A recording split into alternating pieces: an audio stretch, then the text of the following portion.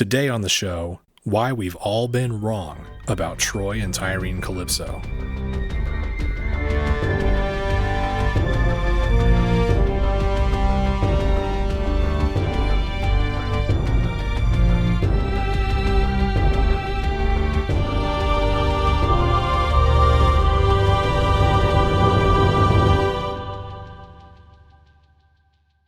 Welcome to Lore Party, the podcast that explores the stories, characters, and universes of some of our favorite video games. My name's Caleb. And my name's Connor. And today we've got a little bit of a hot take as far as Borderlands is concerned. We are addressing the controversy today. The big controversy, the big question that is on everyone's minds, and that is, why are Troy and Tyreen Calypso as amazing as they are?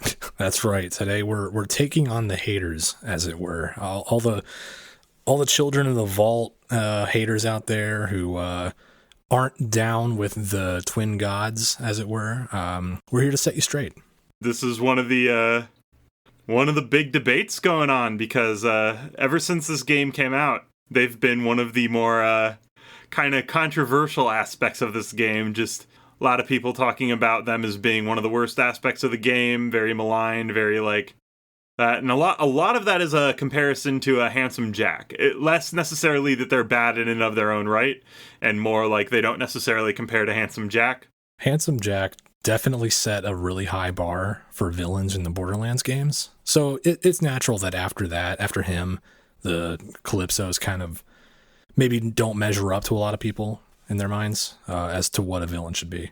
Exactly. And I think, though, it's actually really interesting to me, because today we're going to be talking about why I disagree with all of that, and I think the Calypso twins are actually spectacular villains and easily on par with Handsome Jack.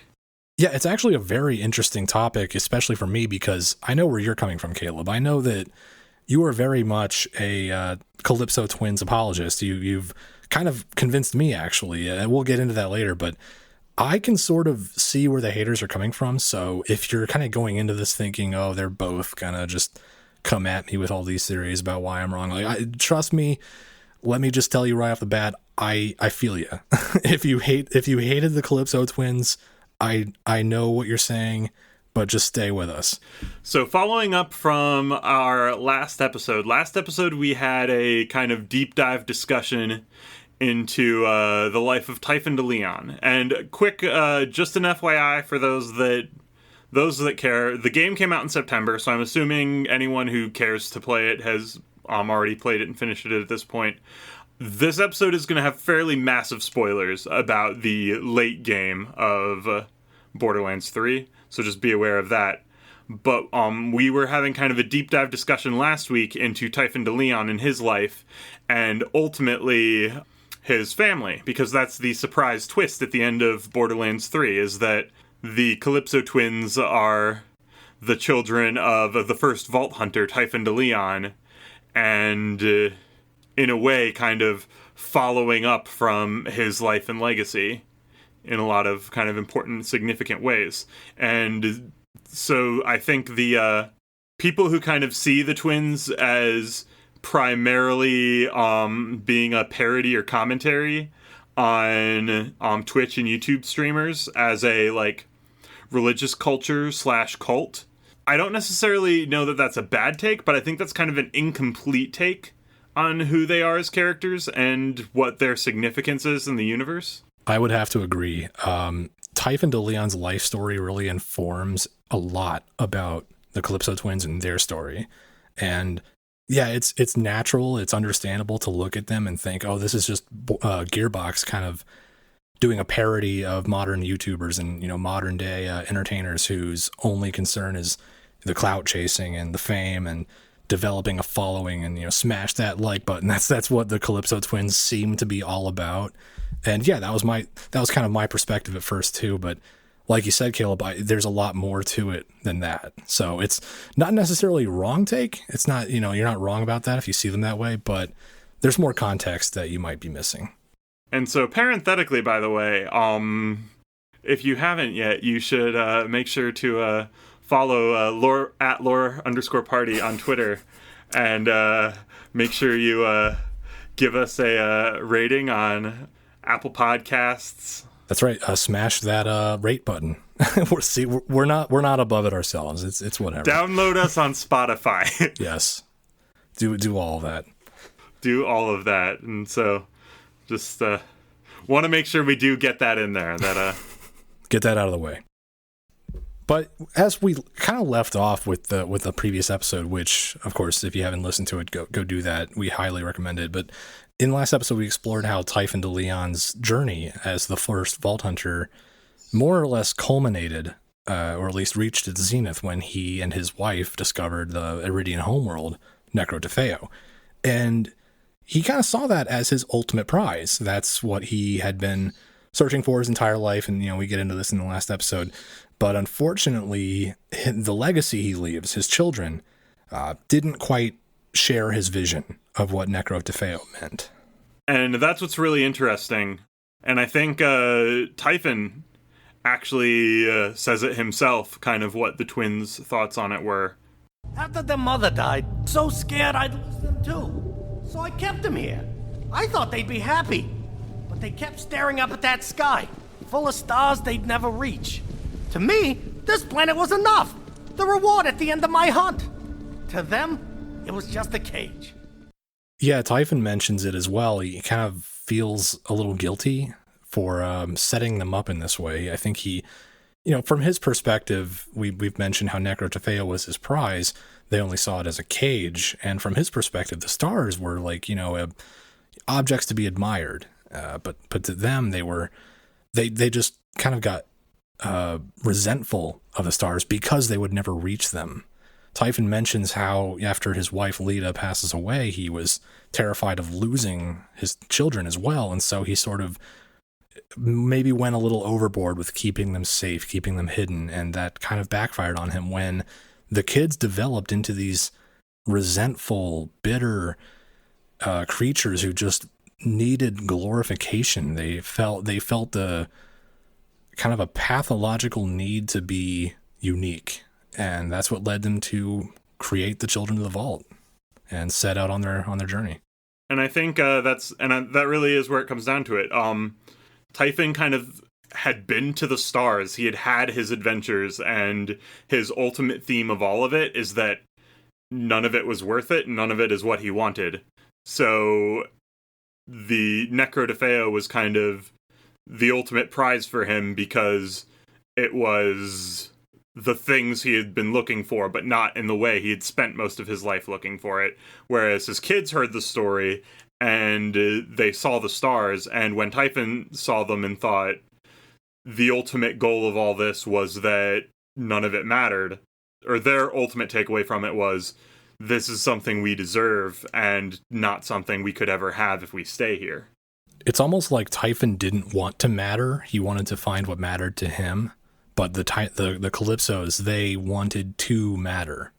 They sought all of the attention and status in life that their father avoided.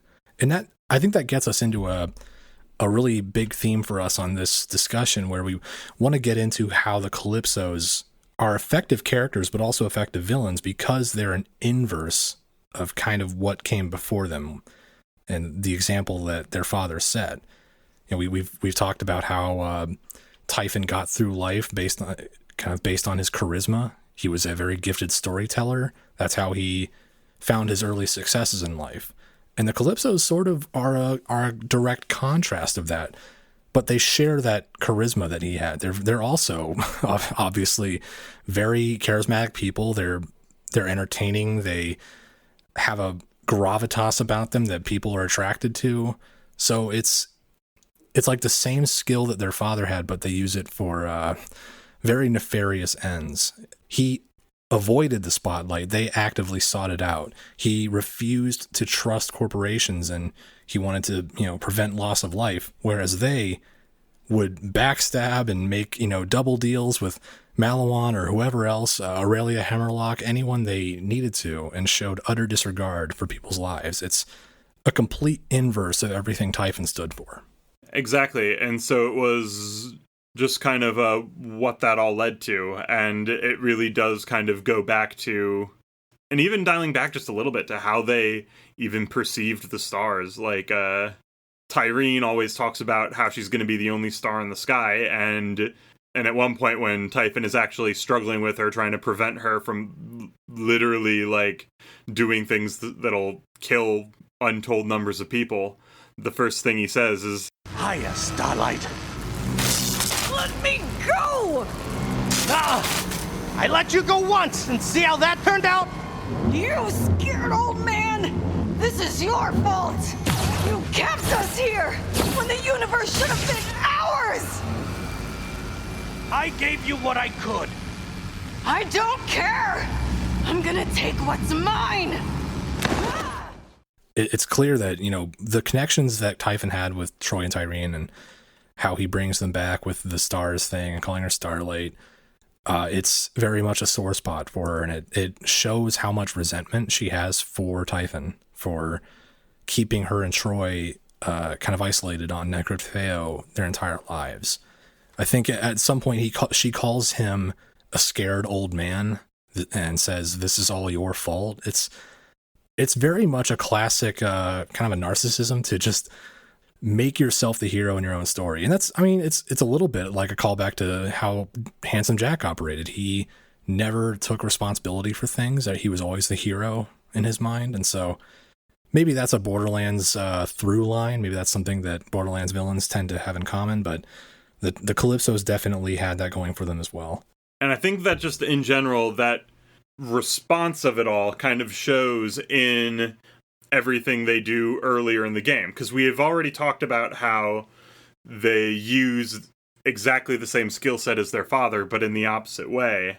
But just it works on so many levels, because if you also consider the Crimson Raiders are in a lot of ways kind of an indirect follow-up to Typhon de Leon's legacy.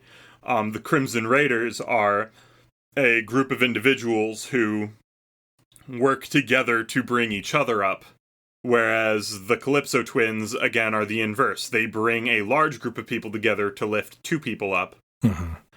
Then you see this in every level. Right. They work with Maliwan, even though, and possibly even because their father was so specifically anti-corporate. They have this personal vendetta against Vault Hunters, because Vault Hunters represent everything that makes them angry about their father. Typhon de Leon being the first Vault Hunter was definitely a progenitor of a greater phenomenon. Everyone who came after him, who sort of followed his model of traversing the stars and seeking out ancient treasures and fighting monsters and just being the big heroes of the Borderlands, they all, owe something to Typhon. He walked so they could run. So in a way, every Vault Hunter that came after Typhon de Leon is like a child of his. They kind of follow in his footsteps. And like you said, Caleb, they represent the idea of, working together for a goal, and bettering yourself by helping others. And that to the Calypsos, that's just nonsense. Like that, they represent the inverse. Like you said, they're all about just lifting themselves up and nothing else. And so I think, that the hatred and scorn they show for the heroes of Borderlands 3 and the Crimson Raiders is very much an extension of the hostile feelings they have toward their father for what he represents. Again, we come back, like you said, Caleb, it's in every level. We come back to this theme of the Calypsos are the inverse of what their father represents, and even what the entire fiction of Borderlands represents in a lot of ways. And I think right there is where we run a little bit into kind of their comparison to Handsome Jack. Handsome Jack was as perfect of a villain for Borderlands 2 as he was, because he was the exact inverse of everything the Borderlands universe had been built as up until that point. So while Pandora as a planet in a lot of ways represented consistent chaos, Handsome Jack and Hyperion very much represented a chaotic consistency. Is I think the slightly roundabout but most descriptive way to put it. And I think that's a big part of the reason why Jack was as perfect as a villain as he was. Is he was the exact inverse of what Pandora was, and so he just felt so fitting into the world.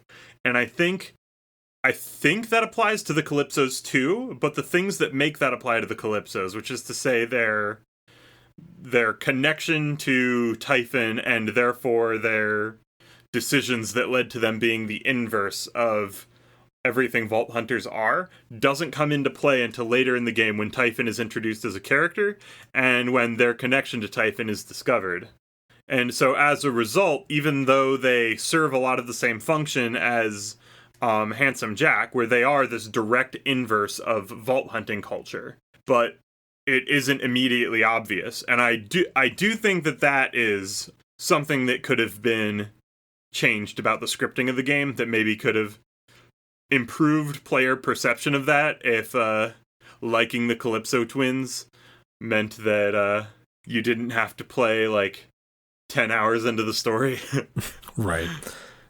Yeah, Jack made an impression right away.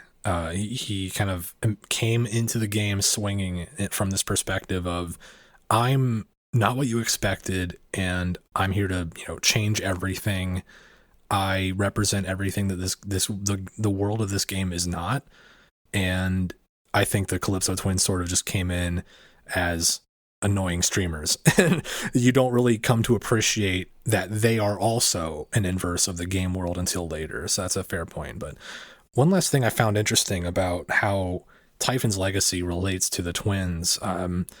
There's a trope in fiction that I've seen before where a parent, some parent character has kids who turn evil or become villains or whatever. And they always have this arc where they want to get through to the kids and reach them. And what's interesting about Typhon is he doesn't really seem to have that delusion or that impression that he can, make the kids good again. What is it? Hammerlock actually straight up follows that trope earlier in the game. That's right. He asks you not to kill his sister Aurelia if you can help it. He kind of like falls into that a little bit, and that's understandable. He's a human being. He doesn't want to sever a blood tie if he doesn't have to. But what was really interesting about Typhon is, when you early on after you meet him, he knows that you have just recently defeated Troy, his son, and Troy's now dead. And you think it's going to be awkward between your Vault Hunter character and Typhon, your first Vault Hunter, but he's pretty understanding about it. He says something along the lines of, I'm not glad Troy is dead, but he did become a monster, and Vault Hunters kill monsters. And I think that one line says a lot. Just Vault Hunters kill monsters. He really plays into what a Vault Hunter is and how his own children have become the opposite of Vault Hunters, and how that really ties into their place in the story and in the game.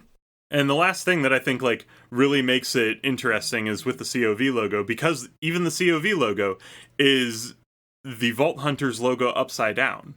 Which I actually never noticed until literally just the other day when you told me about that. I'm really surprised you didn't notice that. I actually noticed that really fast. I was not paying attention to that at all. I just thought, it's the letters COV for Children of the Vault. But no, that's the Vault logo from the original Borderlands, just upside down. I never saw that. It's not just the original Borderlands, that's the Vault logo you get from just Vault Hunters in the whole series. And they're the opposite of that. There's a lot of details that if you're not looking and all you hear are, what's up, Vault Thief? If that's all you ever hear and that's all you pay attention to, you'll miss out on stuff like that. Exactly. And I think and that's why I think the streaming served as a little bit of a kind of unnecessary red herring, I think, as far as what their theme and story was. Perhaps. So I guess yes, they come off as a little bit annoying, but that's why they're amazing. They taunt you because you are everything they hate about their past. They're a thematic inverse to this entire world, just like Jack was. So just in retrospect, they end up being just this really interesting and really nuanced follow-up to that theme, and a really profound story of the complexities of personal legacy and the way that family kind of ingrains itself into your identity. Because that's the other major theme of Borderlands 3. Every planet you come in on, you run into characters who are struggling with different definitions and concepts of their family and their identity. And I think ultimately the twins end up being the culmination of that. They are the ultimate exploration of that family and identity in the Borderlands universe. But I think the fact that that story arc doesn't really unfold until the final act of the game, I think does them as characters a little bit of a disservice. So what's interesting about this for me is kind of the personal journey that I've been on myself about this. I've kind of had a couple different positions on the Calypso twins as villains, as characters. And, like I alluded to earlier, when I first started playing through Borderlands 3, I did kind of immediately feel annoyed by them as characters and as villains. And I just thought, God, I can't wait to kill these two little shits. That's kind of what carried me through most of the game. And so, people who did kind of, have a bone to pick with them as the villains of the story, I understand where they're coming from. It definitely can be grating. And I think, Caleb, you mentioned how the streamer angle and the modern day YouTube entertainer type, aspect of them might have been a red herring. It's a bit of a smokescreen, and maybe it distracts from what's interesting and what's actually impactful about them as characters. But I would say it does kind of tie into what we discussed earlier about their need for attention, their need to feel special. And this is kind of the streamer persona is kind of a topical way to get that across. But that, setting that aside, I did eventually, learn more about Typhon's story and the background behind how the twins were raised on Necro DeFeo. And personally, I really came to appreciate them as characters who had a fully realized arc and motivations for what they were doing that were, as wacky and off the wall and comic booky as what they were doing was, the motivations were pretty understandable on some level. So I've definitely come to, appreciate them more. And I would argue that the haters might be missing something, but I also kind of know where they're coming from. But, I think we can all learn from the great Typhon de Leon and, just try to remember that if you keep your eyes open, you never know what you might stumble into. It could be a, really interesting story behind some villains you initially hated. Well, that about wraps it up. We hope you enjoyed this episode, and if you did, please take a second to rate and review us on Apple Podcasts. It really helps us grow the show. Be sure to connect with us on Instagram and Twitter at lore_party so that you can catch my next episode where I explain to you why Ava is the childhood icon that we've always deserved. Please no. Thanks for listening, and we'll catch you next time. Be sure to like, follow, and obey.